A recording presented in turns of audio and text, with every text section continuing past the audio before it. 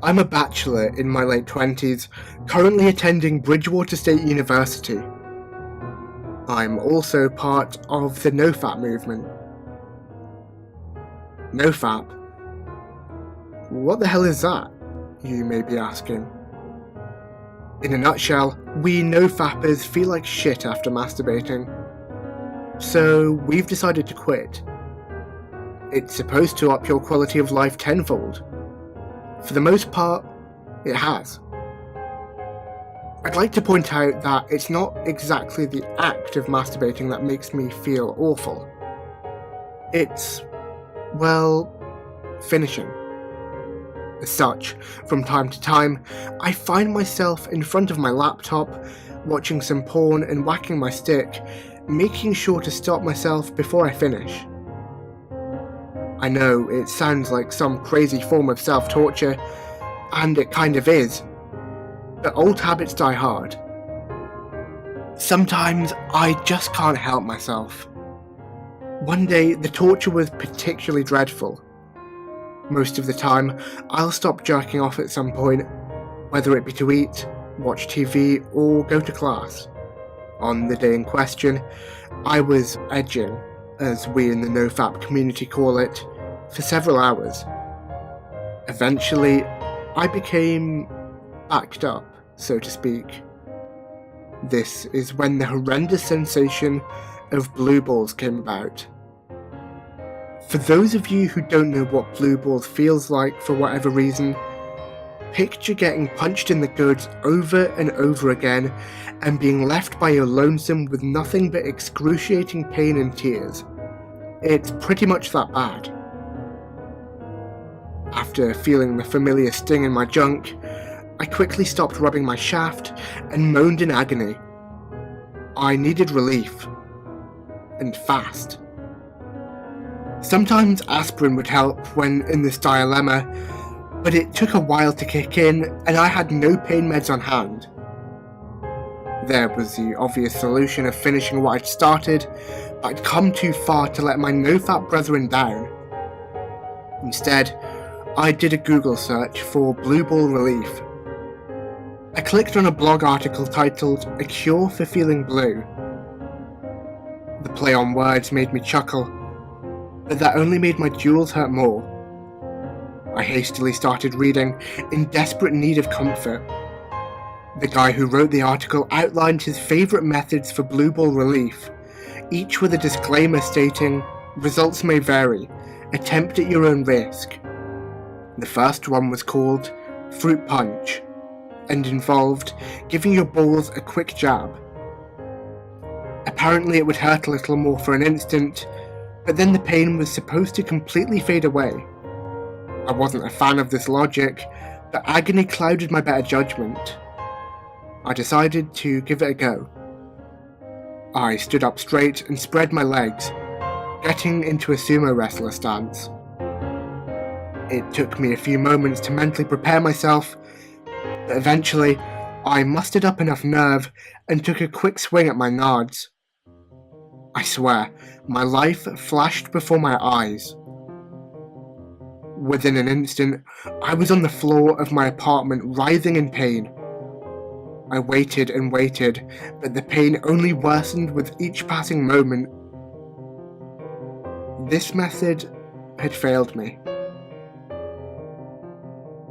I forced myself off the floor and stumbled back to my laptop. I scrolled down and took a look at the second method, the wrinkle release. This one was a doozy. Apparently, I would have to poke and prod my sack with a needle in order to release pressure.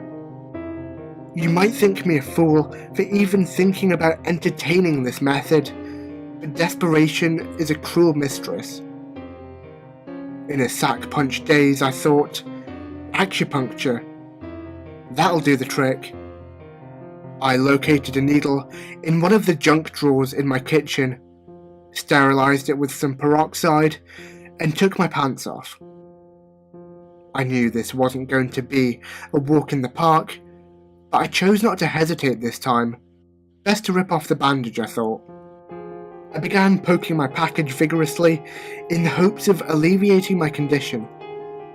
I started gently, but when that failed, I gave a little more push.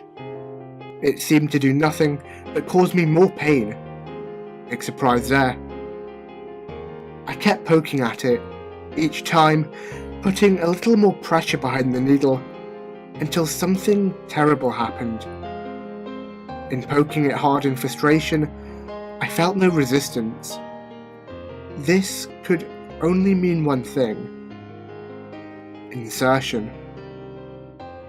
I slowly looked down at my balls, and that's when the realization set in.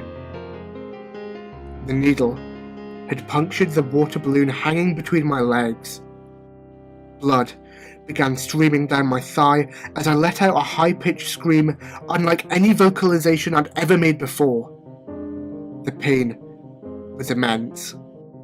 In a dizzy stupor, I yanked the needle out of my sack. More blood trickled down my legs, making me feel even less hopeful of finding a cure for my blue balls. Still, I felt a need to press on. I stumbled to my bathroom and grabbed a box of band-aids out of the medicine cabinet. I ferociously tore one open and stuck it on my wound to prevent more spillage. The bleeding had stopped, but the pain was growing. I ran back to my laptop for another method. The third and final method of blue ball relief was tentatively titled the scrotum steamer. According to the author, it was the best way to get rid of blue balls, but it was the most difficult to maneuver. It consisted of boiling water in a pan and then standing on the stove and letting your junk dangle over the continuous flow of steam. It was supposed to provide instant relief. I took several minutes to think this one over. So far, all of these supposed methods for relief had only caused me more discomfort. I was wondering if perhaps I should quit while I was behind.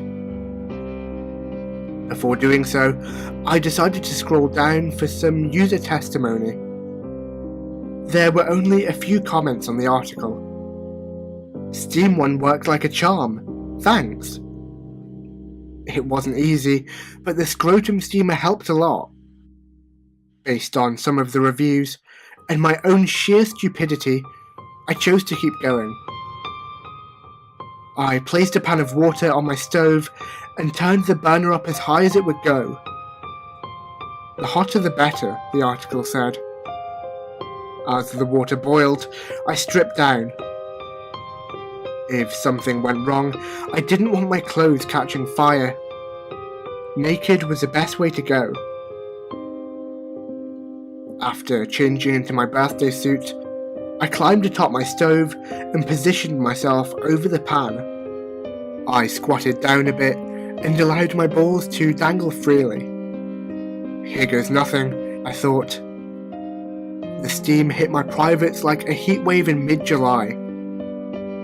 Given my track record so far, I braced myself for pain, but to my surprise, I felt none. The warmth was soothing. The steam was granting my balls some relief. Finally, some relief. Pure elation overcame me as the pain completely dissipated. The smile on my face, however, would soon be replaced with a familiar look of dread and confusion. I watched as something fell into the pan of boiling water. It was a band-aid. I'd forgotten all about it. Next came blood. It began dripping at an alarming rate, transforming my elation into anxiety. Seeing the blood drip from my junk startled me. Because of this, I lost my footing. I tried to balance myself, but this brought one of my feet a little too close to the burner. The pain of a first-degree burn caused me to jerk my leg away from the flame. That's when gravity took control. My body fell backwards against my will. On the way down, I felt my arm snap against a kitchen counter. It was more than likely broken. I hit the floor with a thud and looked up to see something that will forever be etched in my memory. I must have hit the pan on my descent. I watched in horror as it, boiling water and all, fell directly onto my crotch. I remember very little of what happened next. I can recall screaming, crawling and crying. Other than that, the details are fuzzy. I eventually awoke in the ER, pain-free. According to the nurses, I called the hospital hysterical, making loud screeching sounds that resembled that of an animal. Thinking it was a prank call, they almost hung up, but that's when I blurted out my name and address. Paramedics rushed to my apartment and took me out on a stretcher. I had been saved. I laid in that hospital bed for a solid 20 minutes before realizing that something was amiss. Like I said, I was pain-free. After the ordeal I'd been through, it would take a hell of a lot of meds to render my junk painless. I'd have been high as a kite without a care in the world, utterly unable to think or form full sentences. This was not the case. I called a nurse to my room and awkwardly asked for the information I needed. So, are my testicles going to be okay? The nurse looked at me shocked. You mean they didn't tell you? No. Nobody told me anything. There was a brief but noticeable moment of silence before she spoke again. We had to remove them.